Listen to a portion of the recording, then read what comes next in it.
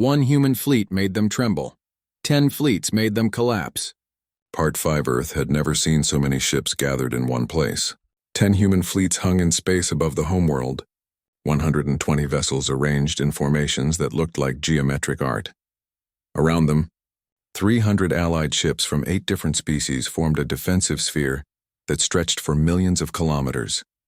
Fleet Admiral Sora stood in Earth's orbital command center, watching the combined fleet through massive windows. 1 year ago, she had been a junior officer worried about supply logistics. Now she commanded the largest military force humanity had ever assembled, preparing to fight the largest battle the galaxy had ever witnessed.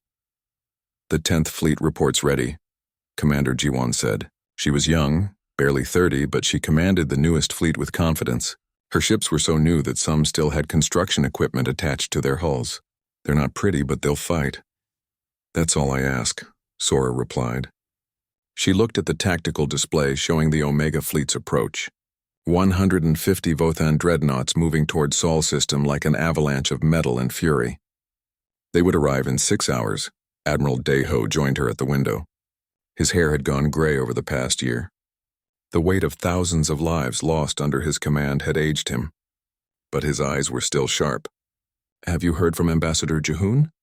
"He's still at the Galactic Assembly," Sora said, "trying to get more species to help. But everyone who was willing to help is already here. The others are waiting to see who wins." "Then we'll give them something to see," Daeho said quietly. Across the fleet, similar conversations were happening. Admiral Kyung checked and rechecked his second fleet systems. Captain Hana ran her Marines through boarding drills one last time.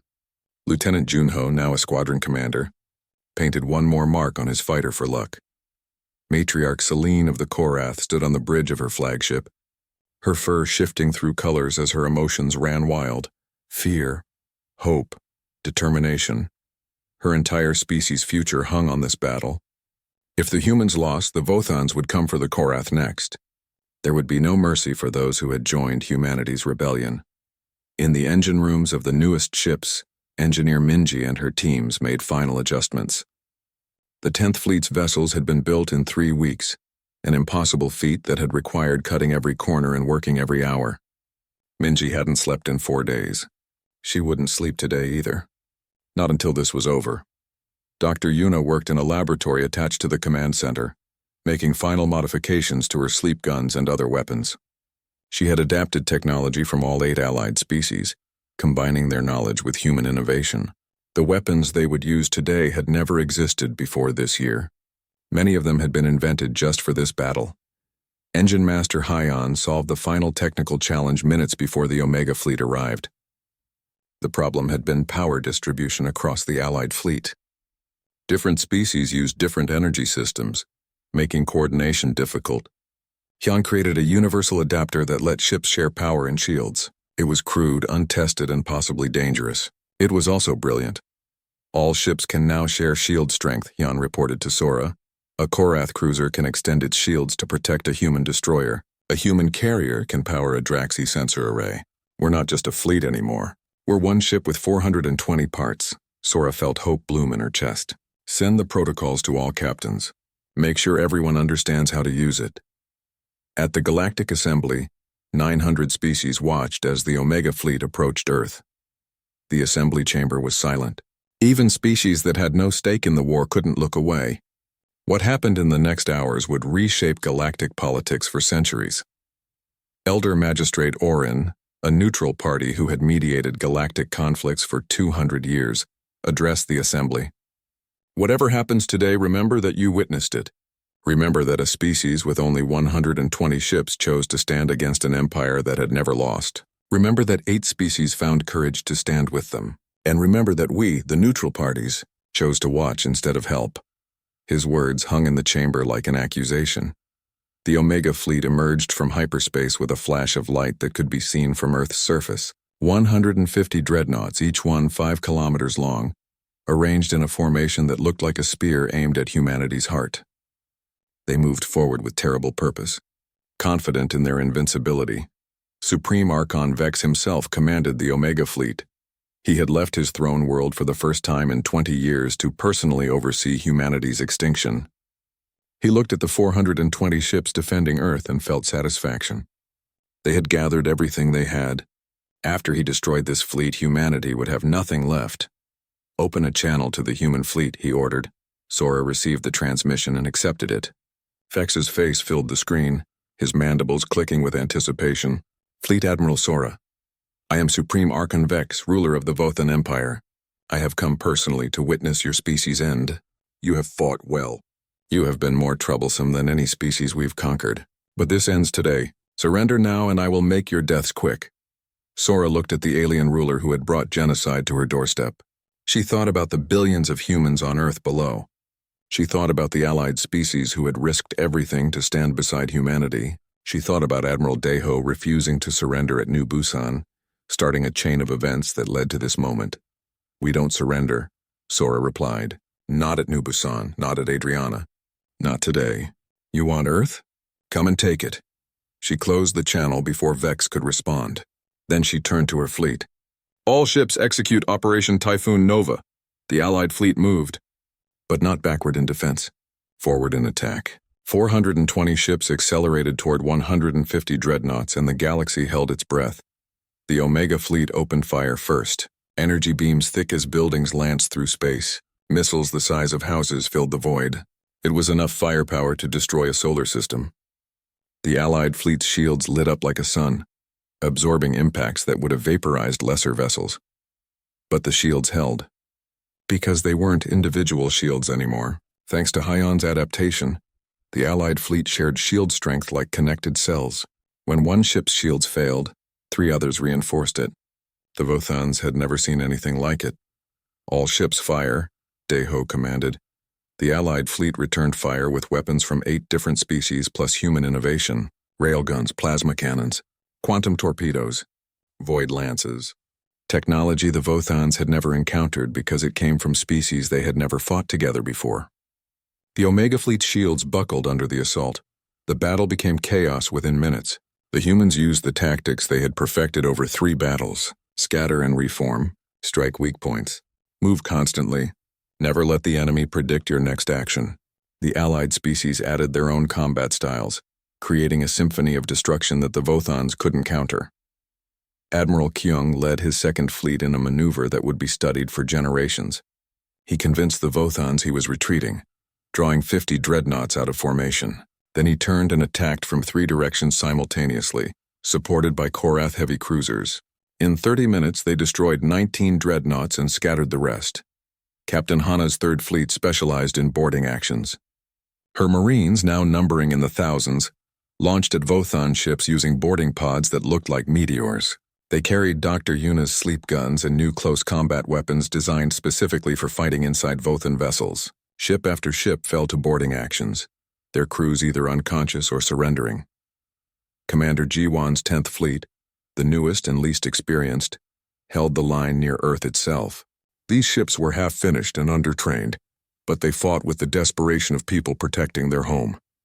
When 3 dreadnoughts broke through the main battle line, Jiwan's fleet met them head-on. The fighting was brutal. 4 of Jiwan's ships were destroyed, but so were all 3 dreadnoughts, and Earth remained safe. Lieutenant Junho, flying his fighter through impossible spaces between capital ships, encountered a Vothan ace pilot for the first time. They dueled for 7 minutes, both pilots pushing their craft beyond safety limits. Junho won by doing something no sane pilot would attempt. He flew through the debris field of an exploding ship, using the explosions as cover. His fighter emerged damaged but intact. The Vothan fighter exploded against a piece of wreckage.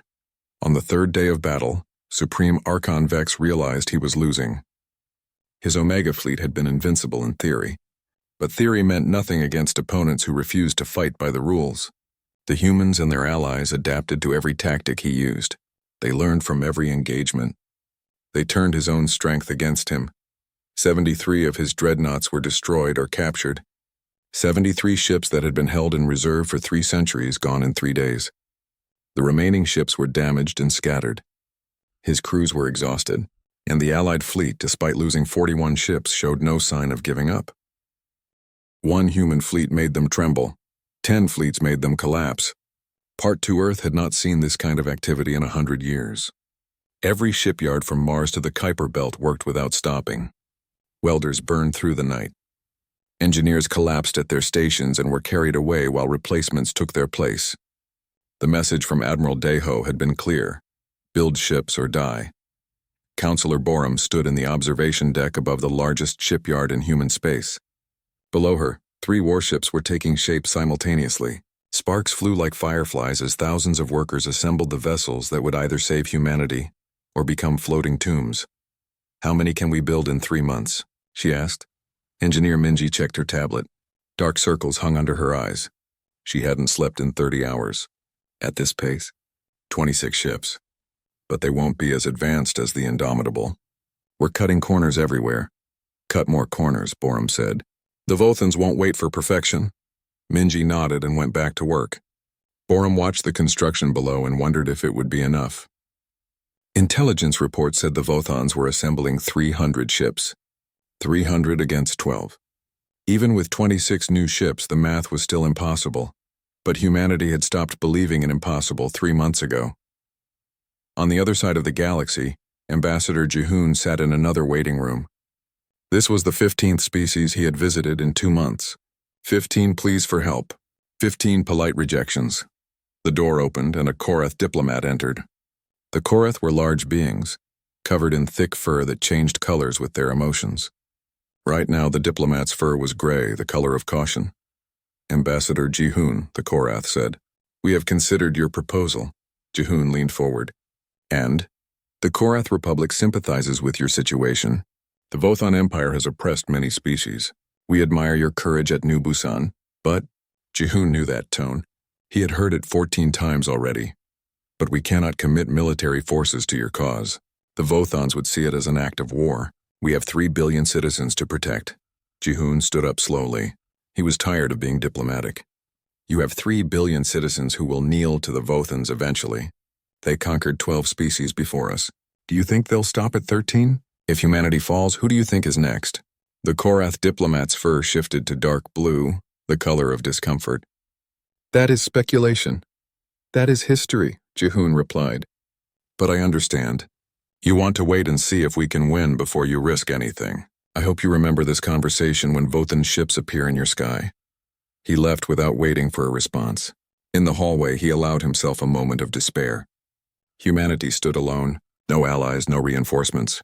Just 26 half-built ships and the courage of one admiral who had refused to surrender. It would have to be enough. Deep in Vothan space, Captain Hana crept through the shadows of a supply depot. She led a team of 12 Marines, all volunteers for what military command had called a suicide mission.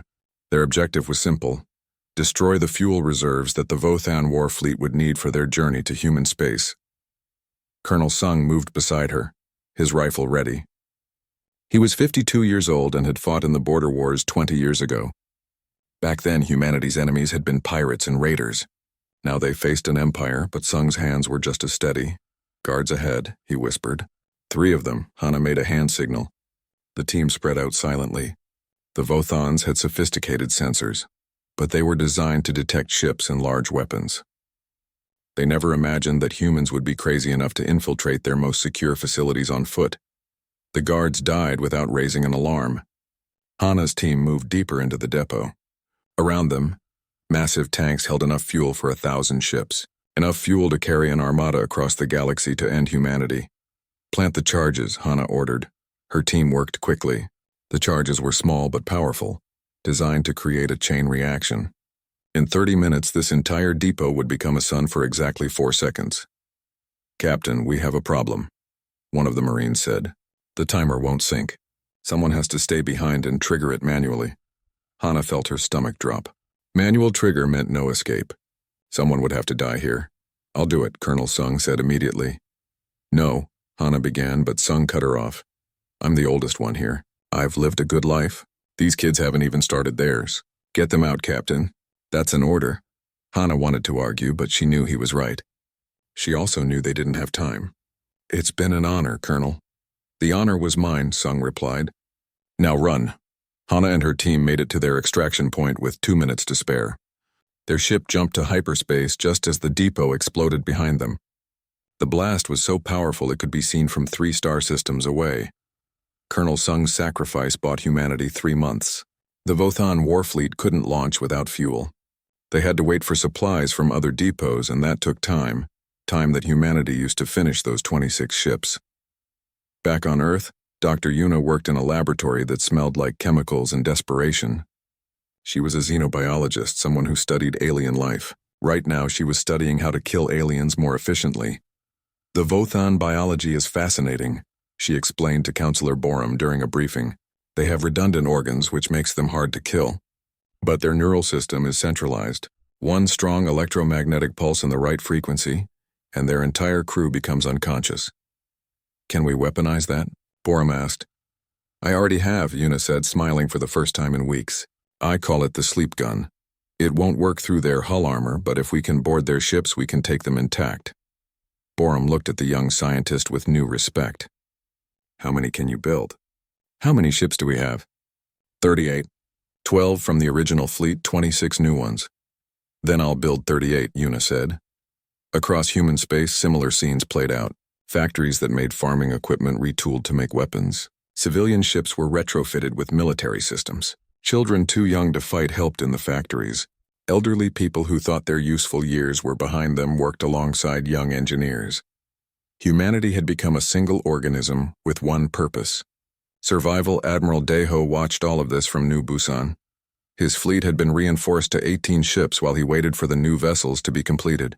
He spent his time training the new captains, sharing everything he had learned in the Battle of New Busan. The Vothans think in straight lines, he told them during a strategy session. They have formations that worked for 300 years, so they never learned to adapt. That's their weakness. We adapt constantly. Every battle teaches us something new. Every loss makes us smarter. Admiral Kyung, who would command the Second Fleet, asked the question everyone was thinking. But sir, they're bringing 300 ships. Even if we're smarter, can we win? Deho was quiet for a moment. Then he smiled. 3 months ago, I had 12 ships and they had 78. Everyone said we couldn't win. But we did. Not because we were stronger. Because we refused to believe the math. Because we fought like our survival depended on it. Because it did. He looked at each captain in turn.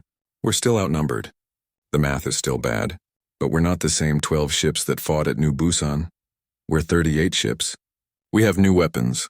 New tactics. And we have something the Vothans will never understand. We have everything to lose and nothing to fear. The captains absorbed this. Then one by one they nodded. Far away, Supreme Archon Vex received the report about the destroyed fuel depot. He read about the human infiltration team, about Colonel Sung's sacrifice, about the 3-month delay. Clever, he admitted, but ultimately futile. We will simply bring more ships. 400 instead of 300. I want this human resistance crushed so thoroughly that the galaxy forgets they ever existed.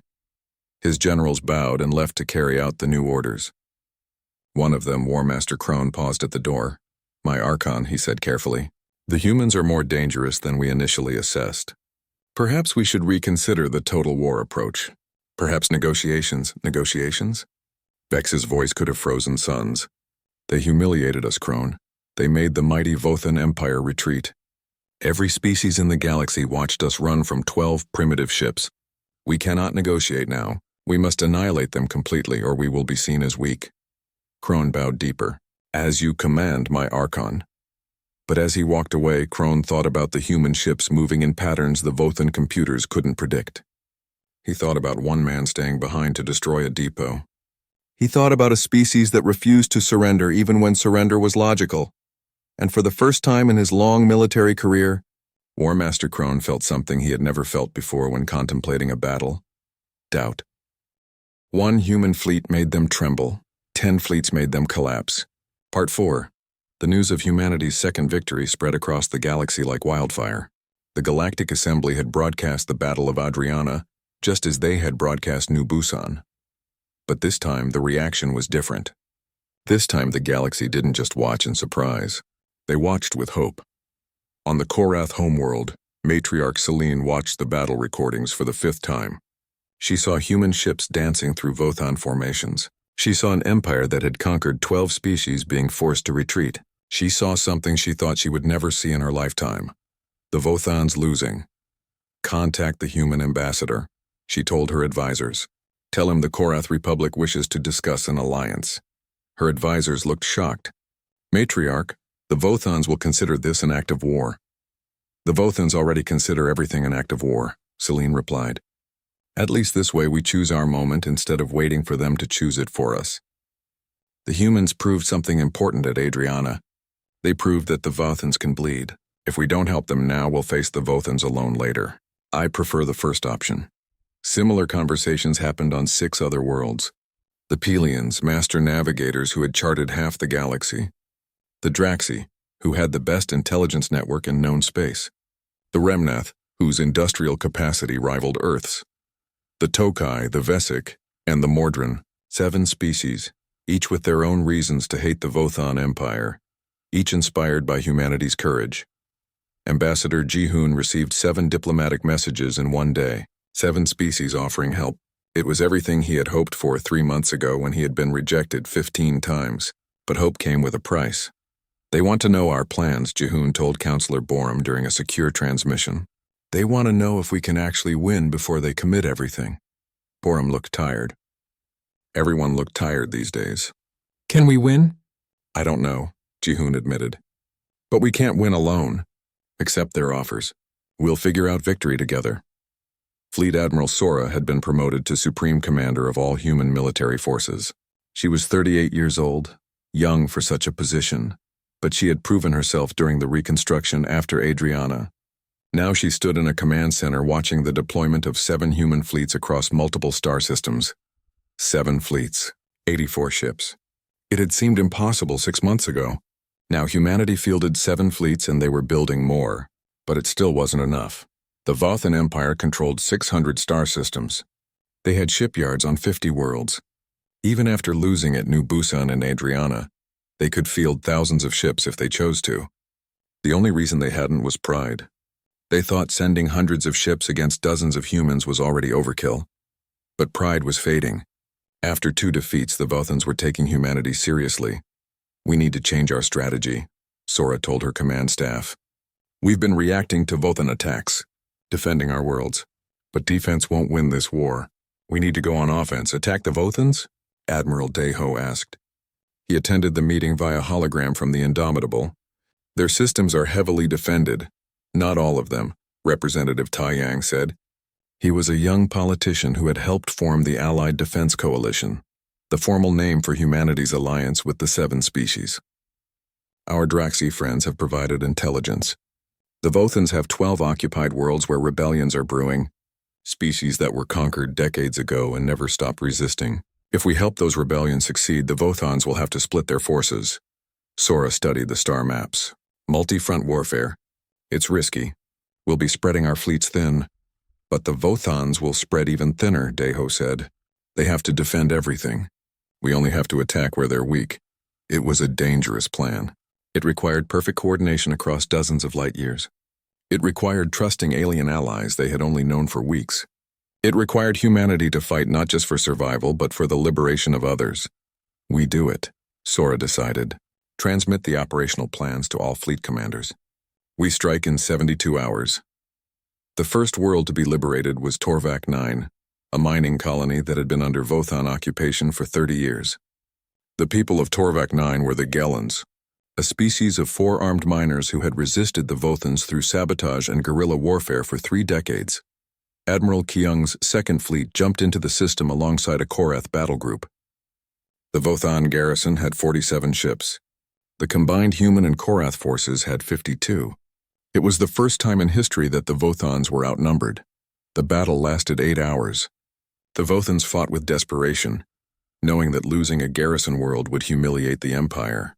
But the humans had learned much in their previous battles, and the Korath fought with fury born from centuries of being victims to Vothan aggression.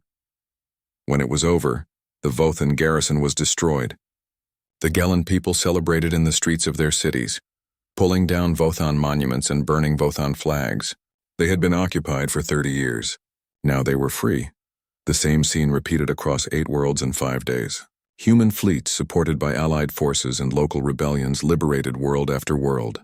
The Vothan Empire, which had never lost territory in 300 years, suddenly found itself losing everything.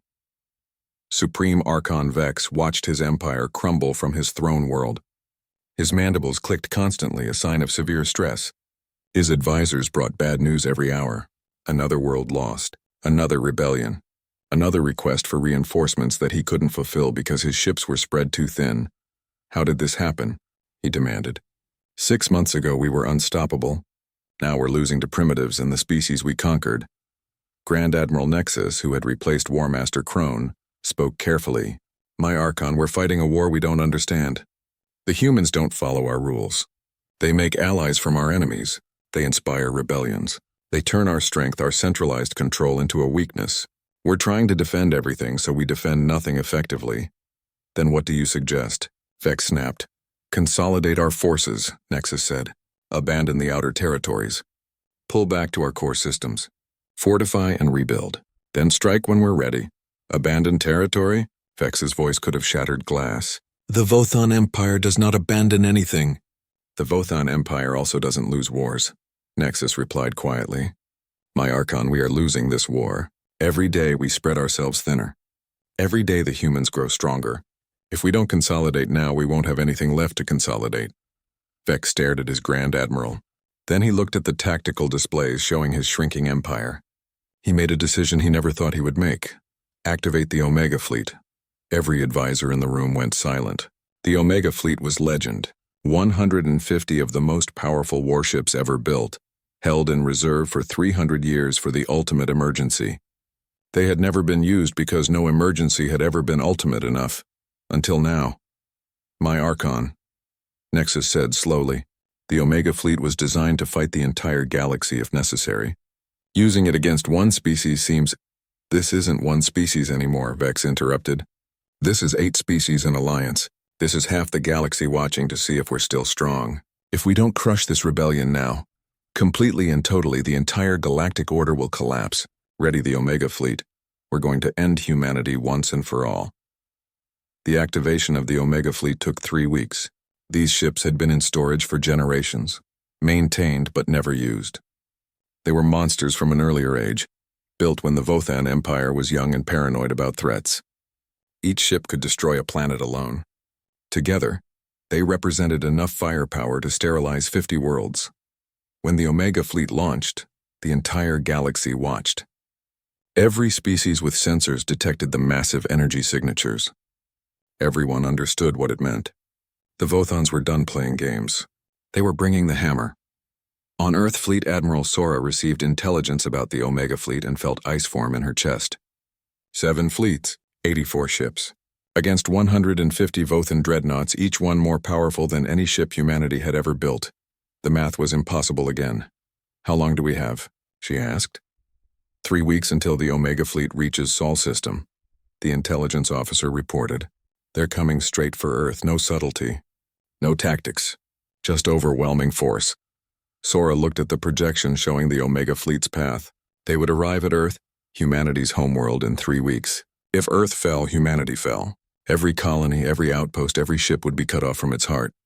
Send a message to all Allied forces, Sora ordered. Tell them the Vothans are bringing everything to Sol. Tell them we need every ship they have. And tell them that if we lose Earth, everyone loses everything. She paused, then added, and send a message to our shipyards. Tell them we have 3 weeks to build 3 more fleets. Tell them I know it's impossible. Tell them to do it anyway. Across human space and Allied territories, the response was immediate. The Korath sent their entire navy. The Draxi provided intelligence and supplies. The Pelians offered their best navigators. 5 other species sent whatever they could spare. 1 human fleet made them tremble. 10 fleets made them collapse. Part 3. The colony world of Adriana had 2 million inhabitants who grew food for 6 other human worlds. Its 3 moons were beautiful and its oceans were warm. For 20 years it had been paradise. Now it was about to become a battlefield. Admiral Deho stood on the bridge of the Indomitable, but he was not alone. Admiral Kyung commanded the 2nd Fleet from the UNS Retribution. Captain Hana, promoted after her successful sabotage mission, led the 3rd Fleet from the UNS Defiance. 38 human warships waited in formation above Adriana. They're coming out of hyperspace now, the sensor officer reported. Counting ships 50, 100, 200. Sir, they're still coming. The Vothan armada emerged like a nightmare made real. 314 warships, each one a city of death. They filled the space above Adriana like a swarm of metal locusts. The display screens couldn't fit them all at once. War Master Krone commanded the Vothan fleet personally. After the embarrassment at New Busan, Supreme Archon Vex had ordered his best general to finish the humans. Krone studied the human formation and felt that same doubt from 3 months ago. 38 ships against 314. The humans should be running. Instead, they held position in a formation Krone had never seen before. 3 fleets, not 1, and they weren't waiting to be attacked. They were waiting to fight. Human vessels, Krone transmitted. You are outnumbered 8 to 1. Surrender now and we will make your deaths quick. We may even spare your civilians, Daeho replied immediately. We don't believe in quick deaths, War Master. We believe in long fights. Let's see which philosophy works better. Before Krone could respond, the human fleets moved. But they didn't scatter like last time. They moved together, the 3 fleets weaving around each other like dancers who had practiced for years. The formation was beautiful and terrifying at the same time. All ships fire at will, Krone ordered. The Vothan fleet opened fire with enough weapons to glass a planet. Energy beams turned space bright as daylight. Missiles filled the void like schools of mechanical fish. For 10 seconds it seemed impossible that anything could survive in that storm of destruction. But the human ships were already gone, moving through the gaps in the Vothan firing pattern. They had calculated where the weapons would be before the Vothans fired them. Dr. Yuna's research into Vothan tactics had paid off. Humans now understood how Vothans thought, and they used that understanding like a weapon. Lieutenant Junho, now a captain after his heroics at New Busan, led a wing of fighters against a Vothan cruiser. His squadron moved in patterns that made Vothan targeting computers crash. They were too fast, too unpredictable, too human. Target their sensor arrays, Junho ordered. Make them blind. His fighters darted in close, closer than any sane pilot would fly. They fired at specific points on the Vothan hull where Dr. Yuna had identified weaknesses. The cruiser's sensors exploded one by one. Within minutes, the massive ship was floating blind and helpless. Boarding teams, go, Captain Hana commanded. Human Marines in armored suits launched from the Defiance. They crossed the space between ships using nothing but controlled explosions and courage. Vothan point defense tried to shoot them down, but half the Marines made it through. They breached the Vothan hull and poured inside. The Vothans rushed to defend their ship, but the humans had Dr. Yuna's sleep guns. The electromagnetic pulse swept through the corridors, and Vothan warriors collapsed unconscious. In 15 minutes, the humans captured their first Vothan cruiser intact. The Marines raised the human flag from its bridge and broadcast the image to the entire battlefield. Krone watched this and felt anger boil through his blood. No one had ever captured a Vothan ship before. Ever. In 300 years of conquest, the idea was unthinkable. All ships target that cruiser, he ordered. Destroy it. I don't care if our own crew is aboard. But before the Vothan ships could fire, human vessels surrounded the captured cruiser, shields up, protecting it like mother birds protecting a chick. The Vothans would have to go through the entire human fleet to destroy their own ship. Krone made a decision. Leave it. Focus on destroying the human vessels. The battle became chaos. The Vothans tried to use their numbers advantage, but the humans wouldn't let them. Every time the Vothan fleet tried to concentrate their fire, the humans would split and attack from new angles. Every time the Vothans thought they understood the human strategy, the humans would change it. Admiral Kyung commanded the Second Fleet with steady precision. He had studied every battle the Vothans had ever fought, all 300 years of recorded history. He knew their patterns better than they knew themselves.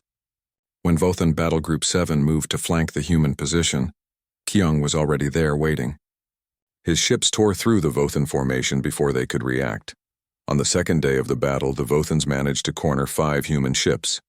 They focused all their fire on those vessels, determined to prove that concentrated force still mattered.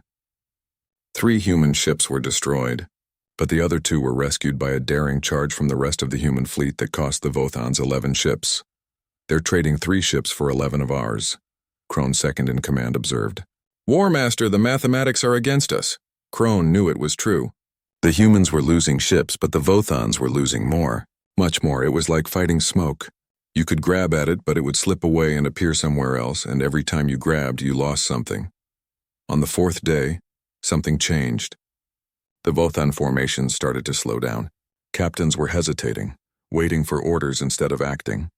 Fear was spreading through the fleet like a disease. These Vothan warriors had spent their entire lives being told they were invincible.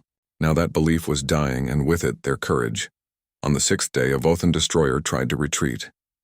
War Master Crone ordered it destroyed as an example to the others. The destroyer was vaporized by Vothan weapons, but the message to the fleet was clear. The Empire would kill its own soldiers rather than accept surrender. That message had an effect Crone didn't expect. It made the Vothan crews realize they had two enemies, the humans ahead of them and their own command behind them. Some crews started to surrender rather than die for an empire that would execute them for hesitation. By the end of the sixth day, 23 Vothan ships had surrendered to the humans. 23 crews that chose captivity over death. It was unprecedented. It was unthinkable. It was happening anyway. Admiral Deho accepted each surrender personally. He treated the Vothan prisoners with respect, gave them food and medical care. This confused the Vothans, who expected torture or execution. Instead, they found humans who fought fiercely in battle but showed mercy and victory. Some of those prisoners started talking, sharing information about Vothan fleet movements, weaknesses in their ships, the locations of supply depots. Not all of them, but enough. Enough to make a difference. On the morning of the seventh day, War Master Crone looked at his tactical display and saw the truth. He had started with 314 ships. He now had 187. He had lost 127 vessels, more than the Vothan Empire had lost in the last 50 years combined. The humans had started with 38 ships. They now had 19, but those 19 ships fought like 100. And behind them, Crone knew Earth was building more. Many more, War Master, his communication officer said quietly. Supreme Archon Vex demands an update. Crone thought about what to say. He thought about the human ships dancing through his formations. He thought about Vothan crews surrendering. He thought about the captured cruisers still broadcasting human transmissions. He thought about 300 years of Vothan supremacy coming to an end. Tell the Archon we are encountering unexpected resistance, Crone said finally. Tell him we need reinforcements. He will ask why we need reinforcements when we still outnumber the humans. Then tell him the truth, Crone replied. Tell him that numbers don't matter anymore. Tell him that the humans have changed the rules of war. Tell him that we're not fighting 12 ships that got lucky. We're fighting a species that refuses to lose. The communication officer looked terrified. Bringing such news to Supreme Archon Vex was basically suicide. Crone made the choice for him. I'll tell him myself. He opened the channel to the Vothan homeworld. He looked into the face of his supreme leader and delivered the message that would shake an empire. My Archon, we cannot win this battle. We must retreat and reassess our strategy. Vex's mandibles clicked with fury. You dare suggest retreat? The Vothan Empire does not retreat. The Vothan Empire also does not lose 127 ships in 6 days, Crone replied. But here we are. My Archon, these humans are not like other species. They learn from every engagement. They adapt faster than we can react. If we continue this battle, we will lose the entire fleet. And then we will lose the next fleet you send. And the next, because the humans are building ships faster than we can destroy them. The silence that followed felt like a knife edge. Then Vex spoke, his voice cold enough to freeze stars. You are relieved of command, War Master Crone. You will return to the homeworld to face judgment for cowardice. 1 human fleet made them tremble. 10 fleets made them collapse. Part 1. The stars above New Busan had always been peaceful. Children pointed at them from their bedroom windows. Farmers worked under their light. Nobody expected war to arrive on a Tuesday morning. Admiral Deho stood on the bridge of the UNS Indomitable, watching 78 alien warships emerge from hyperspace. Each ship was 3 times larger than his own. The Vothan Empire had arrived and they wanted humanity to kneel. Sir, they're hailing us, Captain Hana said. Her voice was steady, but her knuckles were white against the console. Deho nodded. Put them through. The screen filled with the face of Overlord Thrax.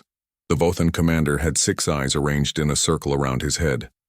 Each eye moved independently, studying the human bridge with obvious amusement. His skin was the color of burned metal, and when he spoke, his voice rumbled like distant thunder. Human vessel, you will surrender immediately. Your colony belongs to the Vothan Empire now. Resist and we will turn your world to ash. Deho looked at the tactical display. 12 human ships against 78 Vothan warships. The mathematics were brutal. Every military academy in human space would call this suicide. His crew watched him, waiting for the order to retreat. But retreat meant abandoning 3 million colonists on New Busan. Retreat meant teaching the Vothans that humanity would run when threatened.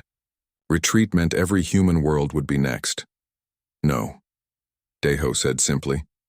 Thrax's eyes all focused forward at once, a sign of Vothan surprise. Explain this foolishness. We will not surrender. We will not abandon our people. If you want this world, you'll have to take it. The Vothan commander made a sound that might have been laughter. You have 12 ships. I have 78. Your resistance is meaningless. Then it won't take you long to defeat us, Deho replied. He cut the transmission. The bridge was silent for 3 heartbeats. Then Hana spoke. All ships report ready, sir. They're with us. Deho felt a weight settle on his shoulders, but also a strange calm. Signal all captains. Execute pattern typhoon. The Vothan fleet moved forward in a standard battle formation. They had used this formation for 300 years across 12 conquered species. It was a hammer designed to crush through any defense. Their ships were massive, their weapons powerful, their armor thick.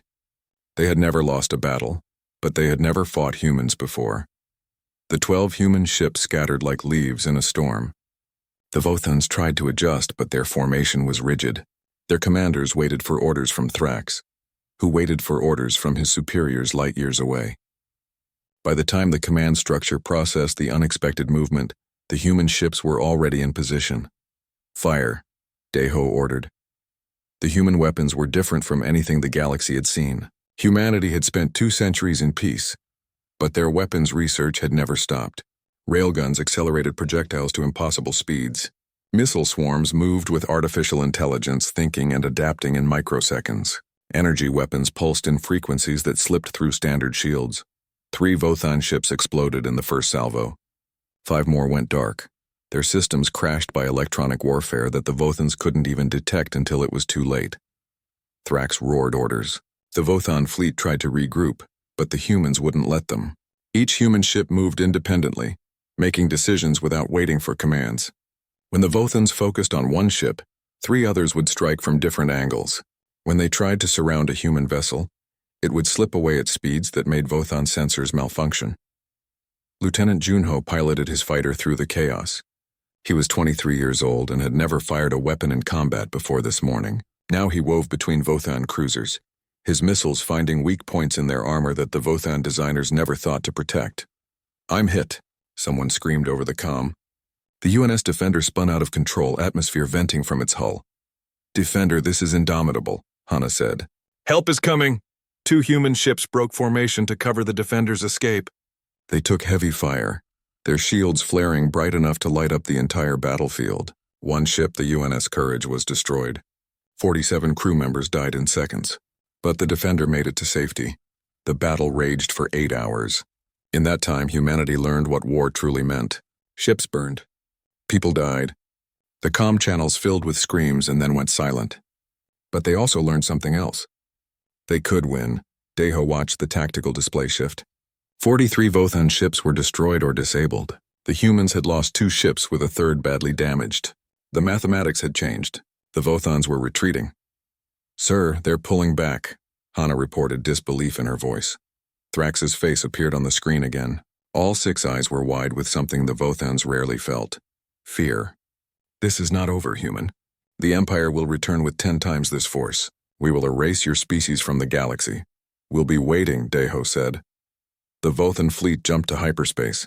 The battlefield went quiet except for the rescue beacons of damaged ships and the soft weeping of crew members who had lost friends. New Busan was safe. For now. Across the galaxy, 900 species watched the battle recordings. The Galactic Assembly had broadcast everything, as they always did when the Vothans attacked. Usually these broadcasts showed overwhelming Vothan victories. They were meant to teach the galaxy that resistance was futile. But this time the galaxy watched 12 ships bloody the nose of an empire. They watched humans refuse to surrender even when surrender was logical. They watched creativity defeat power, and courage defeat fear. In the grand chamber of the Galactic Assembly, Ambassador Jihoon stood among representatives from hundreds of worlds. The chamber was silent. Every species was thinking the same thought. If humanity could resist, perhaps others could too. Supreme Archon Vex, ruler of the Vothan Empire, watched the same recordings from his throne world.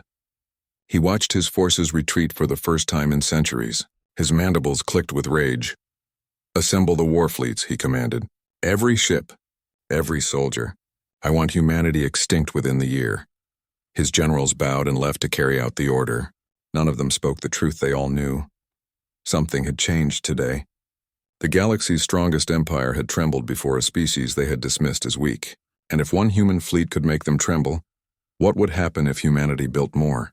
On the bridge of the Indomitable, Daeho looked at the stars beyond New Busan. He thought about the threat Thrax had made. 10 times the force. Maybe more. Humanity had won today through surprise and innovation, but the Vothans would adapt. They would come prepared. "Hana, send a message to Earth," he said quietly. "Tell them we won. Tell them what it cost. And tell them to build more ships, as many as they possibly can, because this war has only just begun." Captain Hana nodded and began composing the message that would change human history forever. A message that would transform humanity from peaceful explorers into something the galaxy had never seen. A species willing to fight not just for survival, but for freedom itself.